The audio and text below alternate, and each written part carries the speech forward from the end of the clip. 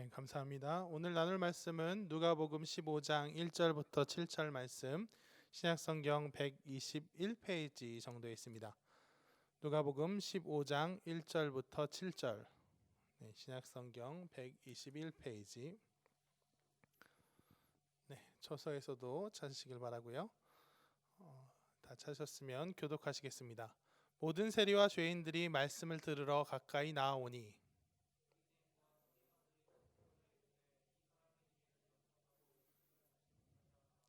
예수께서 그들에게 이 비유로 이르시되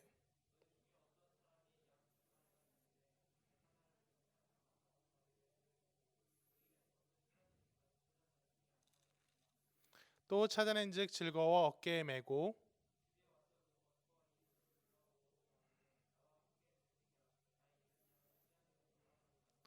같이 읽겠습니다. 내가 너희에게 이르노니 이와 같이 죄인 한 사람이 회개하면 하늘에서는 회개할 것 없는 의인 99으로 말미암아 기뻐하는 것보다 더하리라. 아멘. 오늘은 사랑이 예외를 만든다. 사랑이 예외를 만든다라는 제목으로 설교하도록 하겠습니다. 오늘 본문은 제가 한 5살이 이제 초등학교 5학년 때나 6학년 때 정도였을 거예요. 그렇게 어릴 적에 그때쯤 저를 무척이나 분노하게 만들었던 본문입니다.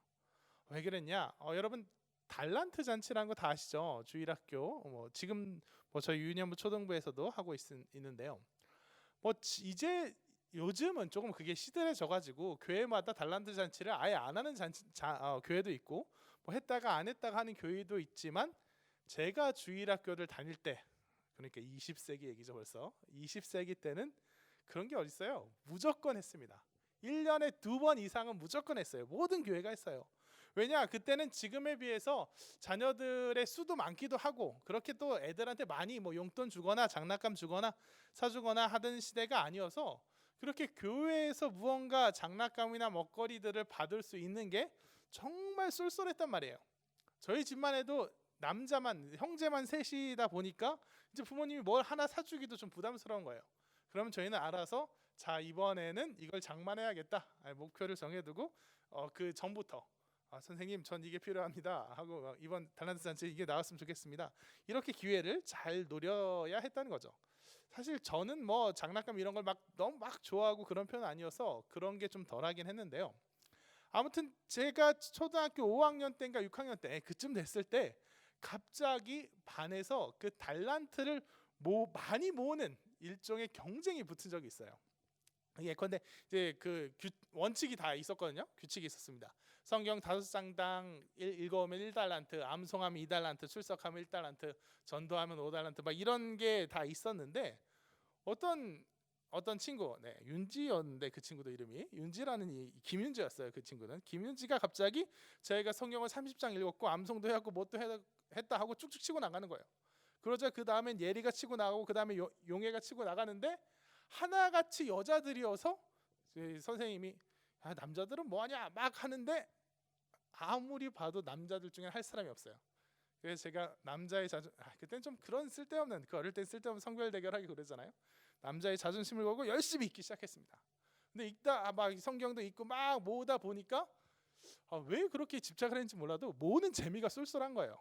그래서 평소에 평균 제가 지금도 기억하는데 평균 한 30 몇 달란트에서 40 몇 달란트 되면 상반기나 하반기 그 달란트 잔치가 와서 다 털어내고 다음 텀까지 한 3, 40달란트가 평균이었어요.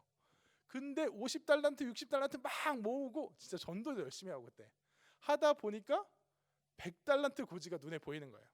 그러니까 내가 이 100달란트를 꼭 모아보고야 말겠다. 그래서 그걸로 뭘 해야겠다가 아니라 내가 부모님한테 내가 100달란트 모았습니다. 이렇게 잘했습니다. 한번 내세워 보고 싶었던 것 같아요. 그래서 100달란트를 모으려고 진짜 열심히 했어요. 성경도 많이 보고 암송도 하고 진짜 전도도 열심히 하고 막 그렇게 했는데 그래서 쭉쭉 제가 1등으로 치고 나가서 한 5, 60달란트, 70달란트 막 했는데 이상한 게 있었습니다. 어느 순간부터 선생님이 달란트를 바로 안 주고 나중에 정산해 줄게라고 얘기하기 시작하는 거예요. 그래서 그러냐? 그럼 어차피 달란트 잔치는 몇 주 후니까 그러시라 하고 전 순진하게 믿었습니다. 한 번도 의심하지 않았어요. 지금 보면 참 어리석었죠. 근데 자꾸 안 주셔지더니 그 바로 달란트 잔치 당일이 되니까 예배 시작하기 전에 제가 선생님한테 찾아갔죠. 선생님, 제가 오늘까지 정확히 기억이 안 나는데 100달란트를 훌쩍 넘겼어요. 110달란트에서 20달란트 정도 되는데 이거 다 적어놨어요. 내가 적어놓은 게 아니고 그 교사 수첩에 다 적어놓은 걸 제가 봤어요. 그걸 보고 선생님 그 밀린 달란트 주십시오 하고 딱 갔는데 선생님이 어떻게 했을까요? 안 줬으니까 지금 이 말을 하고 있겠죠. 안 주겠다는 겁니다. 아니 왜 안 주냐? 그 제가 볼 땐 그거예요. 밤마다 이 달란트 티오가 나오는데 쿼터가 나오는데 여기서 막 이 밤만 너무 열심히 하고 또 그러다 보니까 어때요? 그 새 친구가 많이 오잖아요. 그럼 새 친구한테 좀 나눠줘야 되는데 나눠줄 게 없는 거죠. 그러니까 부서 예산 한정돼 있고 그러니까 못 주겠. 그래서 못 준 것 같은데 아무튼 그냥 밑도 끝도 없이 그런 설명 하나도 없이 새로운 애가 새 친구가 있으니까 걔네들 네가 모은 걸 네한테 안 준 걸 걔네들을 주겠다라고 하는 거예요. 그래서 그때부터 제가 이제 엄청 화가 나기 시작했죠. 아니 왜 4달란트를 걔네들한테 주냐? 막 나중에 선생님이 제대로 설명도 안 했어요. 막 그냥 준다. 그게 사랑이다. 그래서 사랑이라고 이름만 붙이면 다르냐? 이건 정의가 아니다. 공의가 아니다. 막 하면서 막 이건 거짓말이고 약속 위반이고 어떻게 교회에서 이럴 수가 있느냐? 막 이러는데 선생님은 진짜 평소에는 되게 합리적인 척, 논리적인 척 다 하더니 막 이렇다 저렇다 얘기 안 하고 아마 교회 재정이 이래서 어려워 이 말을 하기가 힘들었겠죠. 왜냐하면 또 저희 아버지가 목사였으니까 네 아버지가 예산을 많이 안 허락해서 못 줘 이렇게 얘기할 수 없으니까 그렇게 얘기했었을 거예요. 그러니까 저는 더 화가 나서 안 된다 약속 위반이나 막 하고 평소에는 합리적인 척 논리적인 척 다 하더니 막 이러냐? 이거 너는 목사 아들이니까 이렇게 해도 다음 주에 안 나올 수 없겠지 이래갖고 나한테 이러는 거 아니냐 하고 속으로 내심 엄청나게 분노를 했습니다. 그래서 막 나중에는 일단 그 달란트 나한테 줘라. 그럼 내가 걔네들한테 주겠다. 뭐 이것도 되게 속 좁은 마음이죠. 내 공로 내 은은 채우고 뭐 생생 내겠다기보다는 100달란트 달성하고 그렇게 주겠다. 막 이렇게 막 얘기도 하고 했는데 결국 못 받았어요. 결국 못 받아서 막 씩씩대면서 이제 예배가 시작되고 있는데 그날 설교 말씀이 바로 이 본문이었습니다. 잃어버린 한 마리 양을 위해 낳은 아홉 마리 양을 버려두고 찾아다니는 이 본문. 그날 그 달란트 잔치라고 이제 새 친구들이 많이 또 왔어요. 한 대여섯 명 온 것 같아요. 대여섯 명 딱 와갖고 전사님이 그 친구들을 막 시켜주면서 넌 설교 중에 넌 이름이 뭐니? 너 뭐하니? 잘생겼구나 막 이러면서 99마리 양보다 잃어버린 한 마리 양이 돌아온 것을 기뻐하십니다. 하나님께서 우리 친구들이 지금 교회에 나온 걸 너무너무 기뻐하세요 라고 막 이렇게 설교했단 말이에요. 마치 그 한 마리 양이 걔네들만인 것처럼. 물론 뭐 전사님이 그렇게 설교하시었다기보다는 제가 그렇게 들었겠죠. 그래서 그렇게 막 걔네들이 한 마리 양 이렇게 포커싱이 되는 것 같으니까 제가 어떻게 생각했겠어요? 제 마음은 그때부터 더 화가 나는 거예요. 나는 99마리의 양이 돼 있는 거예요. 어느 순간. 그래서 아니 그 한 마리의 양을 찾아서 99마리를 버려두고 가면 그 99마리는 이렇게 새 친구만 엄청 잘해줄 거면 여태까지 교회 잘 나온 나는 뭐냐? 호구냐? 괜히 교회 잘 나왔네. 나중에 나올 거 이게 잡은 물고기한테 먹이를 주지 않는다는 건가? 막 이렇게 생각하면서 막 열심히 분노했어요. 네. 전 이게 되게 웃긴 꼴이라고 생각하는데 다들 별로 웃긴지는 않나 봐요. 아무튼 막 그렇게 화를 내고 씩씩거리다가 결국 달란트 잔치도 그냥 60달란트 거의 그냥 뭐 필요도 없는 거 그냥 다 사버리고 마음에 안 들어서 그냥 나머지는 주고 그냥 뿌리고 집에 왔어요. 그리고 그때부터 화가 나 있는데 이제 어머니 아버지가 이제 집 돌아오시더니 너 왜 그러냐? 그러니까 그때부터 이런 일이 있었다. 그 선생님은 주일학교 교사를 시켜서는 안 된다. 학생과의 약속을 어긴다. 거짓말장이다. 막 그러고 설교 또 엄마 이게 아빠 이게 이 본문이 이게 맞느냐? 99마리를 버려둔다는 게 이게 말이 되냐? 막 하고 막 화를 냈던 것 같아요. 이게 뭐예요? 그러니까 제가 회개할 것 없는 의인, 그러니까 나를 의인에 그 이입을 하니까 이게 본문도 이해도 안 되고 지금 내가 받은 처우도 분노가 돼서 막 화가 나는 거죠. 그러자 아버지가 어떻게 얘기하셨냐? 너가 왜 의인이라고 생각하냐? 당연히 맞는 얘기예요. 다 잃었다가 이 찾은 그 한 마리 양에 너를 대입해라. 그 본문이다 얘기하신 거예요. 그러자 나는 그냥 달란트 이야기만 하는 줄 알고 그 새 친구의 입장에 생각해봐. 그럼 좋은 거 아니야? 라고 얘기하신 줄 알고 내가 새 친구였으면 그거 안 받습니다. 내가 한 게 없는데 왜 받냐? 그거 자존심 없는 거 아니냐? 나는 받아도 원래 네 거니까 돌려주겠다 했을 거고, 걔가 그렇게 나왔으면 나는 걔한테 기꺼이 선물로 줬을 거다. 일을 그렇게 풀어야 되는 거 아니냐? 막 이렇게 핀트 못 받쳐서 그때까지도 내 생각에 딱 사로잡혀서 그렇게 막 따졌어요. 그러자 아버지가 이렇게 누가 지금 달란트 이야기만 하는 건 아니다. 너 달란트니까 그렇게 나올 수 있지. 구원의 문제라면 나 안 받아요. 내가 공로가 없으니까 받지 않겠습니다. 할 수 있겠느냐? 이렇게 얘기하셨어요. 너 죄인이니까 원칙대로 지옥 갈래? 원칙에 매였다면 넌 지옥 갔어야 돼. 우린 모두 예외로서 구원받은 사람들이야 라고 하셨어요. 그래서 그때 저는 뭐 명확히 이해한 건 아니에요. 아니 그거랑 이거랑 어떻게 같아요? 라고 하면서도 그때 말문이 거기서 막혔던 것 같아요. 거기서 수그러들었던 것 같아요. 왜? 압도당한 거예요.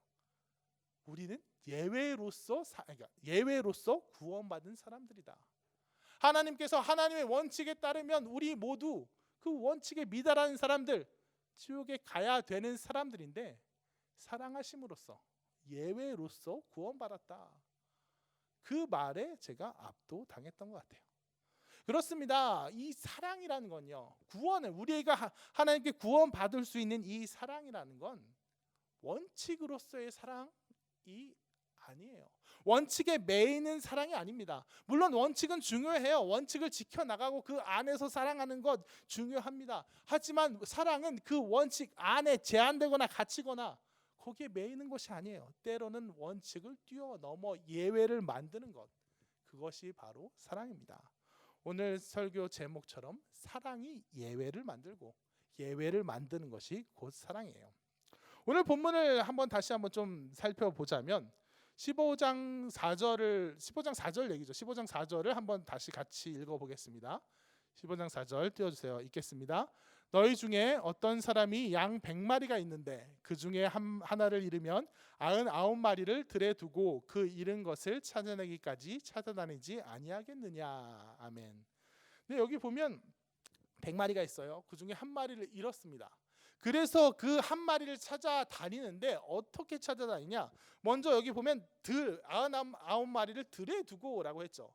근데 이 들 하면 우리가 뭐 양떼 목장에 있고 다 울타리 쳐져 있고 그냥 거기에 얌전히 모아두고 간 게 아니에요.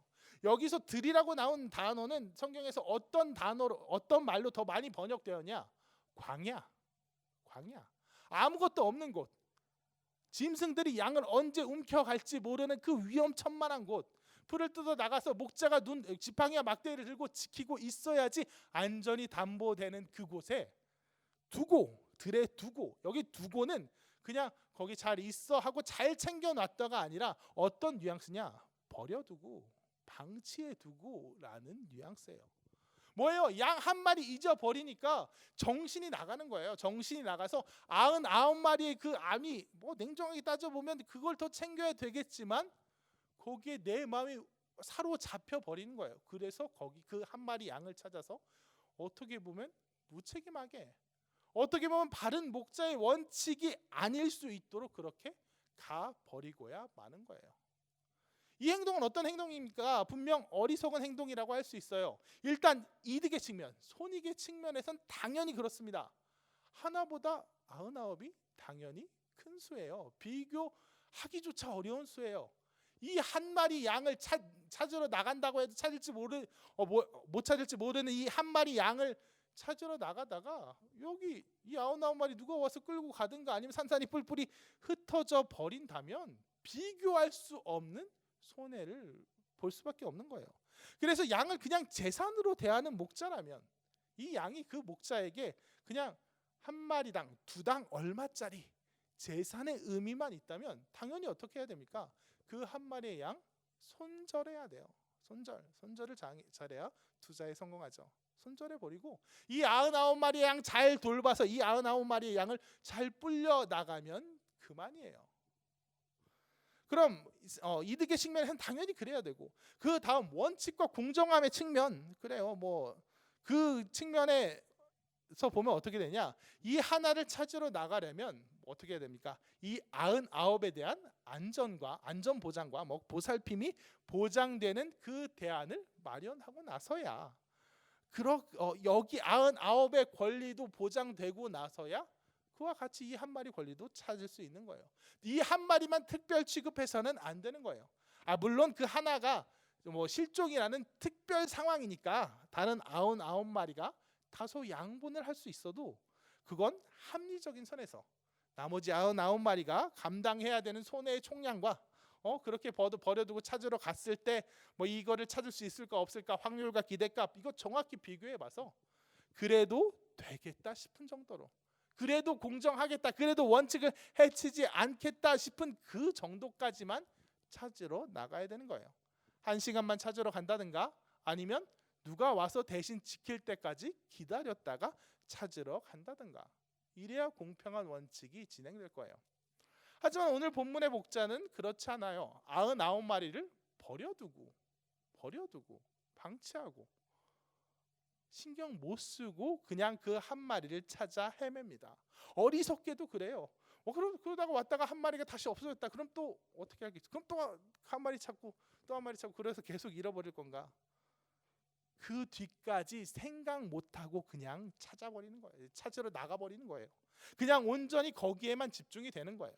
이것은 냉정한 손익의 계산도 비례와 공정의 원칙도 아니라 그 아픔에만 붙들릴 수밖에 없는, 거기 매몰될 수밖에 없는 그런 이끌림이고 그런 장악됨이에요. 왜 그래요? 그건 그 목자가 어리석어서 그런 게 아니에요. 그 목자가 양을 너무 사랑하기 때문에 그런 거예요. 한 몸이 되는 사랑, 그냥 사랑에 아낀다 하는 그 사랑이 아니라 진짜 내 몸같이 사랑하는 사랑이란 원래 그런 거예요. 내 몸에는 여러 부분이 있습니다. 여러 부분이 있고 그 안에는 정말 중요한 부분, 손이며 발이며 눈이며 뇌, 그리고 값어치가 떨어지는 손끝 발끝, 그냥 없어도 되는 그런 부분들, 그래요. 저 없어도 되는 뭐 복부의 피하 지방들, 이런 거 다 있지만 이 몸이라는 것은 그런 중요도만으로 평가되고 움직여지지 않는다는 거예요. 예컨대 우리가 손끝을 이렇게 책장에 살짝 베었다고 생각해 보죠. 그러면 그 손끝의 상처 눌러 짜지 않는 이상, 피를 보지 않는 이상 보이지도 않아요. 하지만 그 상처가, 그 손끝의 조그마한 갈라짐이 나를 내내 불쾌하게 만들 거예요. 내가 길을 가다가 새끼 발가락 발끝을 그 문틀에 찧었다고 합시다. 말만 해도 끔찍하게 아픈 게 상상이 되는데, 그 발끝, 심지어 그거는 뭐 어떤 수술을 받았다 하면 내 몸에서 떨어져 나가도 상관없는, 기능에 크게 상관없는 그런 작은 부분일지도 모르지만 뭐예요? 막상 부딪혀서 아플 때 내 정신은 온통 거기가 있어요. 거기가 내 몸 중에서 중요하지 않은 부분이니까 괜찮아. 뭐 눈과 귀가 안 다쳤으니까 괜찮아. 여기 괜찮아. 상관없어 하지 않아요. 내 몸이 온통 발끝으로 이루어져 있는 것처럼, 내 몸에 발끝만 있는 것처럼 온전히 내 마음이 거기에 들어간다는 거예요. 이것이 바로 사랑, 한 몸 되는 사랑이고 비례의 원칙, 공정의 원칙이 성립되지 않는 사랑이에요.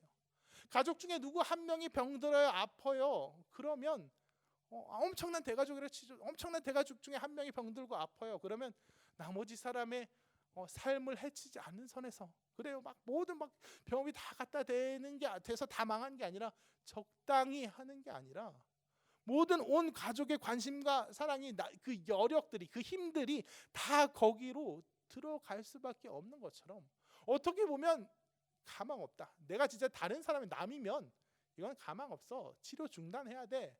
라고 했을지언정 내 가족이니까, 내 사랑하는 사람이니까 정말 뭐 기대값으로 따지면 도저히 안 나오는 그걸 가지고 내 모든 인생을 거기에 온전히 매달려서, 심지어는 다른 사랑하는 사람들을 당장 돌아보지 못하고 여기에만, 이 아픈 이 사람에게만 집중할지언정, 어떻게 보면 이 사람과 이 사람을 더 사랑한, 이 사람만 더 사랑하고 이 사람을 덜 사랑하는 것도 아닌데도 그냥 이 아픈 이 한 사람에게 모든 사랑과 관심을 쏟아 버릴 수밖에 없는 거, 그런 양적인 간음이나 심지어 질적인 간음도 안 되고 그냥 아픈 사람, 그냥 지금 필요한 사람에게 모든 것을 줄 수밖에 없는 그것이 바로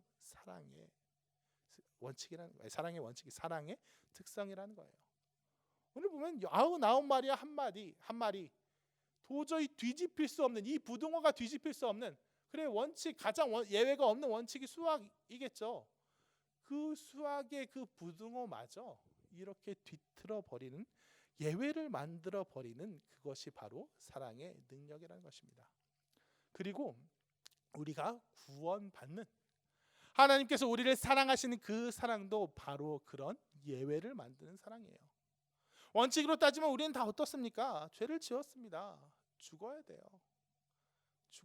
하나님께서 정말 기껏 순종의 능력을 주어서 만들었는데 죄를 지었다 그러면 하나님의 입장에서는 어떻게 해야 돼요? 원래 그냥 말했으니까 하나님의 권위가 있지. 그냥 죽이고 더 좋은 민족, 더 좋은 피조물을 만들어서 선악과를 따먹지 않을 수 있는, 않을 그 사람, 다시 새로운 사람 만들어서 창조해서 그렇게 하면 돼요. 그러면 깔끔합니다. 그럼 정말 쿨해요. 하지만 그게 안 되는 거예요. 죄를 지었는데도 죽이지 못하겠는 거예요. 왜? 사랑하기 때문에. 누가 이렇게 원칙을 누가 진짜 분명한 사회에서 원칙을 깨고 누가 죄를 지었는데도 옹호하고 가족이랑 옹호하고 막 최대한 변호사를 쓰고 막 그러면, 그래 요즘 뭐 사회적으로 큰 무리를 일으킨 그 사람들에 대해서 부모나 가족이 막 어떻게든 그 사람의 벌을 가볍게 해보려고 노력하는 게 막 비난을 받죠. 뭐 이해 못하는 건 아니에요. 분명 그 죄값을 치르게 하는 것이 그 사람 자체를 위해서도 더 바람직한 길일 수 있어요. 하지만 그 차원을 떠나서 일단 그 마음이 가는 거, 일단 그렇게 쿨해질 수 없는 것, 세상 사람들 다 정확한 얘기, 분명한 원칙만을 이야기할 때 그 원칙으로서 만족할 수 없는 거. 그래요. 그게 그 원칙, 뭐 벌 받아야지 싶다가도 차라리 내가 대신 받았으면 좋겠는 것, 그것이 바로 사랑이에요. 그 사람 보고 사람들은 자기 마음만 돌아보는 이기적인 사람이다, 어리석다, 원칙을 무시한다 할지 모르지만 사실 하나님께서 먼저 그렇게 하셨습니다. 하나님께서 세운 원칙, 죄 지은 자에게 그 죄의 대가는 사망이요 멸망인 그 원칙을 하나님께서 먼저 무시하셨어요. 물론 끝내 무시하신 건 아닙니다. 하나님께서 우리를 그냥 죽이고 그냥 깔끔하게 끝내면 되는데, 그러면 하나님의 말씀은 빗나가는 바가 없다 하고 하나님의 영광 더 잘 드러낼 수도 있지 않아요? 하지만 죽이지 못하는 거예요. 그때부터 이야기가 길어지는 거예요. 지지부진해지는 겁니다. 그냥 누구는 우리 아담과 하와 선악과 따먹어서 죽고 두 번째 창조되어서 걘 선악과 안 따먹기 때문에 하나님이 주신 예덴 낙원에서 편안히 잘 살았다. 그래서 지금도 그 신인류 하니까 웃기네요. 신인류는 하나님을 찬송하고 있다 하면 성경이 되게 짧아졌을 거예요. 깔끔해졌을 거예요. 하지만 그렇지 못하셨기 때문에, 왜? 그 사랑 때문에 여기서부터 그때부터 이야기가 길어지는 겁니다. 세상의 시선으로 볼 때는 그때부터 이야기가 지지부진해지는 거예요. 인간의 원죄, 하나님의 형상 파괴에 예정된 심판과 처벌, 그것을 가죽옷을 입혀갖고 유예하고 예수 그리스도의 십자가를 불러오고 이게 가능해지려니까, 하나님께서 대신 희생하고 하는 게 가능하려니까 신성과 인성, 신이면서 인간이 그 모순적인 이상한 얘기가 나와야 되고, 우리 기준으로 이상하다는 게 아니고 세상 기준으로 이상한 얘기가 나와야 되고, 그래서 성경을 보면 깔끔한 얘기가 아니에요. 성경을 보면 모순투성이의 얘기예요. 어떻게 보면 지지부진하게 느껴질 수도 있는 이야기예요. 아까 말했던 예수 그리스도의 신성과 인성 삼위일체 이야기가 대표적이고, 구원은 하나님의 선택이다 그러면서도 또 내가 하나님께 나아가는 것도 중요하다 하고, 논리적으로 명쾌하지 못한 부분이 계속 반복적으로 되풀이되고 있어요. 그래서 이단들은 어떻게 얘기해요? 이걸 또 기상천외하게 성경 일부분만 짜깁기 하고 나머지는 싹 외면해서 의도적으로 무시해서 봐라 다다다 이렇게 따지면 딱 떨어지지. 14만 4천 안에 들면 구원, 아니면 꽝. 우리 영생주 늘 줄 말씀에 따라 죽을 때 재산 다 헌납하면 천당, 아니면 꽝. 되게 깔끔하죠. 그러면서 기존 교회는 이렇게 명쾌한 풀이가 없다, 이게 진리의 말씀이다, 기존 교회는 다 가짜다 이러는데요. 여러분, 분명 말하건대 이 애매한 부분, 복잡하고 어려운 부분이 사실 복음의 핵심이에요. 사랑하기 때문에 예외가 생기고 모순이 생기고 지지부진해 보이는 이 구원의 방식이야말로, 그래서 결국 하나님께서 죽여야 되는데 죽일 수 없는 이 모순을, 예수님의 하나님의 공의와 사랑이 부딪히는 이 모순을 스스로 끌어안으신, 스스로의 희생으로 끌어안으신 그 예수 그리스도 성자 하나님의 희생이 그 구원의 방식이, 세상 논리로는 도저히 이해할 수 없는 이 방식, 이 모순과 지지부진함이 사실 하나님께서 우리에게 보여주신 가장 깊은 사랑의 그런 은혜라는 겁니다. 사랑이 없으면 그냥 단순하지만 사랑이 있기 때문에 예외가 생기고 복잡해지는 거예요. 사랑은 그렇게 특별해지는 것, 그냥 일반적으로 다 그냥 다 똑같아서 일반적으로 예외 없이 다 원칙을 적용할 수 없이 얘때가만큼은 좀 특별한 원칙을 적용해야겠다, 예외를 만들어야겠다, 바로 원칙대로 못하셔서 수천 년 동안 미루시다가 결국 새로운 원칙을 만드시고야만은, 특별한 예외를 만드시고야 하는, 그것이 바로 하나님의 사랑이고, 그것이 또한 우리가 붙들어야 되는 사랑이에요. 우리가 붙들어야 되는 건 원칙, 물론 원칙 맞아요. 신앙의 원칙대로 기준대로 말씀대로 살아가는데 그 원칙에 거기에만 가두어져서 살아가는 게 결코 아니라는 거예요.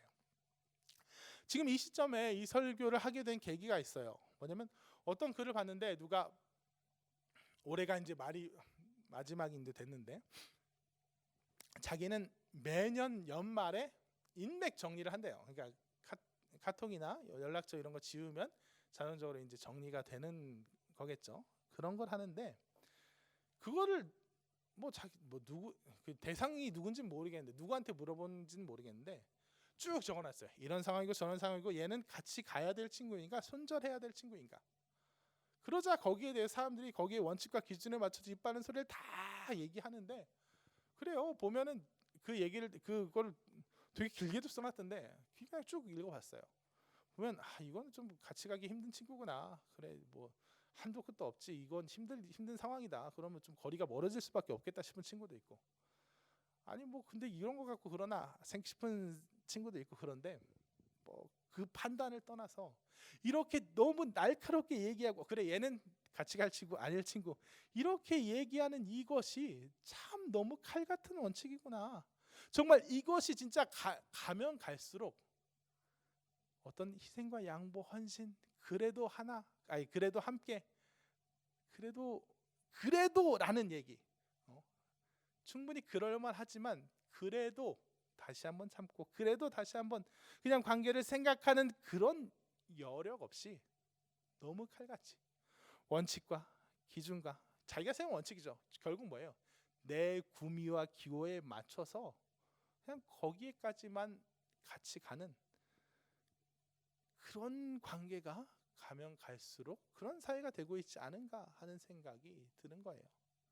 한 번 더 양보하고 한 번 더 희생하고 그래도 하는 그 관계는 점점 모르게 되는 거 아닌가. 그러면서 그걸 보면서 이게 과연 사회의 문제만인가 라는 생각이 들었어요. 그래요. 그러니까 시대가 점점 그렇게 되는 영향이 있겠죠. 그리고 글쎄 모르겠어요. 제가 자라온 교회보다 사역하게 된, 자라온 교회는 저희는 크지 않은 교회에서 자라왔었고, 그다음에 사역하게 된 교회는 되게 좀 나름 큰 교회들, 우리 교회를 포함해서 다 큰 교회들이기 때문에 다를 수 있지만, 점점 어떤 느낌이 드냐, 교회 안에서도 너무 원칙이 중요해져요. 물론 원칙 중요합니다. 특히 예수 그리스도에서 목숨 바쳐 섬기는, 그러니까 목숨 바쳐 지킬 원칙들이 있어요. 말씀을 붙들고 사랑을 붙들고 예배를 붙들고 하는 그런 목숨 바쳐 행길 그런 원칙이 아니라, 다른 안 그래도 될 것 같은 그런 원칙들까지도 원칙대로 해야 돼요. 왜? 다른 사람들이 서운해하니까. 쟤는 저렇게 하는데, 쟤는 저렇게 해주는데 왜 나는 안 되냐? 안 될 수 있어요. 사실 저는 거기에 대해서 이렇게 말하고 싶을 때가 옛날에 있었어요. 왜?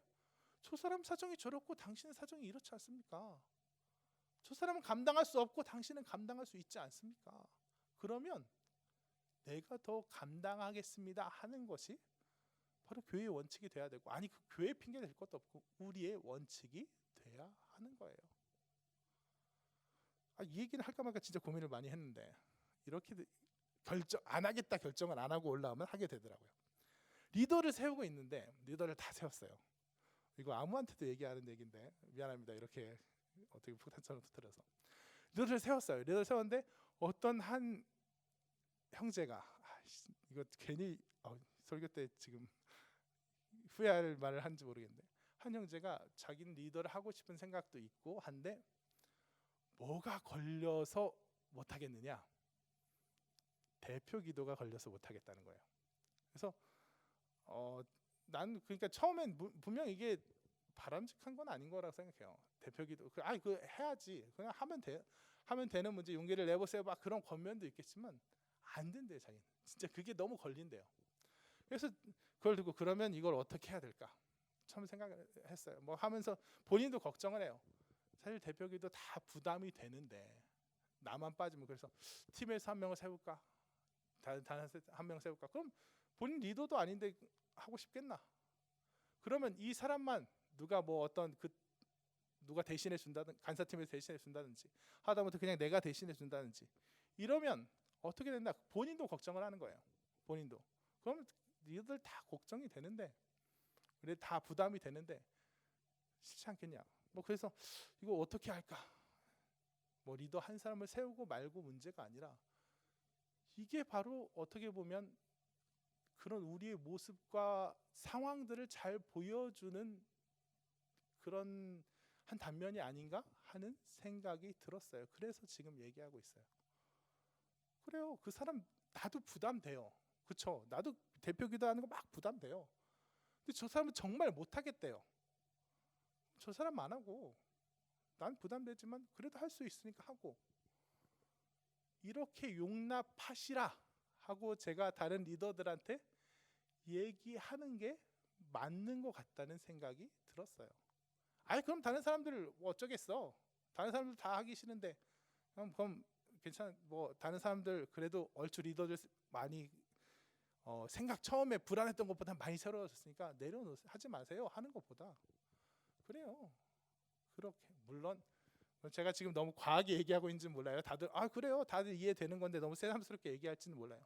근데 그런 분위기들이, 그런 걱정들이 우리 안에서도 이미 있다는 거예요. 그 형제가 그 형제부터 이미 그것이 마음에 걸려서 선뜻 리더하겠습니다가 안 나왔다는 거예요. 그래서 우리 가운데서도 그런 이해함과 포용함에, 어떻게 보면 내 원칙이라는 말로 내 권리와 내 생각과 내 그 지분들을 너무 인색한 그런 마음들이 아니라, 예외를 얼마든지는 알겠지만 그러니까 납득이 되는 예외를 얼마든지 포용해 줄 수 있는 것, 상대의 부족함과 혹 상대가 나에게 끼치는 민폐와 어려움들을 기꺼이 품어줄 수 있는 그런 모습들이 우리 안에 있기를 정말 간절히 소원합니다. 지금 이제 새로운 팀 개편이 되면 어떤 지체들은 단 한 번도 얼굴 못 본 지체들끼리 묶이고 이럴 텐데, 그럼 더더욱 그럴 거예요. 더더욱 내가 이 사람을 참아줄 이유가 없고, 이게 뭐 그 관계 그냥 거리를 두면 그만이지 싶을 수 있지만, 그 와중에도 우리가 예수 그리스도의 한 몸 된 공동체로 묶인 이상 우리가 서로를 관대함과 포용과 사랑으로 한 몸을 이루기를 원하는 그런 우리가 되었으면 좋겠습니다.